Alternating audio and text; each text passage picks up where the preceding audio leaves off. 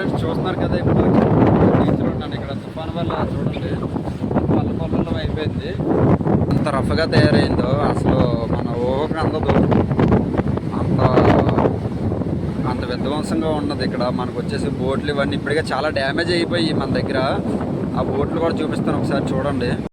చూస్తున్నారు కదా, వాళ్ళు అవి డ్యామేజ్ అయిపోయి ఇప్పుడు మన వాళ్ళు ఇళ్ళ దగ్గరికి వస్తే బోట్లు వాళ్ళు ఉన్నాయి. ఒకసారి చూడండి, వాళ్ళు చూపిస్తాను. ఈ వాళ్ళంతా ఫుల్ డ్యామేజ్ అయిపోయింది. ఇది ఒకసారి చెత్త పడితే ఇక దేనికి పనికిరాదు ఈ వాళ్ళ మొత్తం. అలానే చూడండి, చెత్త ప్లాస్టిక్ ఇదంతా నిండిపోయి వాళ్ళు బోట్లు ఎక్కడి వరకు వస్తాయో వాళ్ళు ఆ దడి ఇవన్నీ ఎరగొట్టేసింది. ఇళ్ళ దగ్గరికి వస్తుంది వాటరు. ఇట్లా మొత్తం చెత్త వచ్చేసి వాళ్ళకి పట్టేసింది. ఒకసారి చెత్త ఎక్కితే మనకి పనికిరావు అవి. ఇంకా అక్కడైతే ఒక బోటు డైరెక్ట్ రోడ్ ఎక్కేసింది. రాత్రి వచ్చిన తుఫాన్కి ఇంకా తీరం దాటక ముందే మనకి ఇంత విధ్వంసం సృష్టిస్తే మరి ఈరోజు రాత్రి తీరం దాటుతుందంట.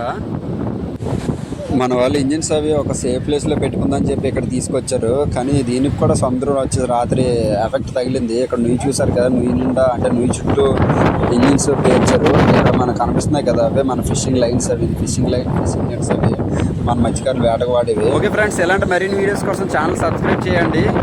వీడియో నచ్చితే లైక్ చేయండి. మీరు సబ్స్క్రైబ్ చేస్తే మాకు చాలా హెల్ప్ఫుల్గా ఉంటుంది, మాకు బూస్టింగ్గా ఉంటుంది. చూడండి, అక్కడ కెరటం వచ్చేసి అక్కడ కొండని యాక్చువల్లీ ఆ కొండగా చాలా కిందకు ఉంటుంది వాటర్ అనేది. అలాంటిది మనకి కెరటం వచ్చి ఆ కొండని వేసి బాదుతుంది. అంటే ఎంత రఫ్గా ఉందో చూడండి.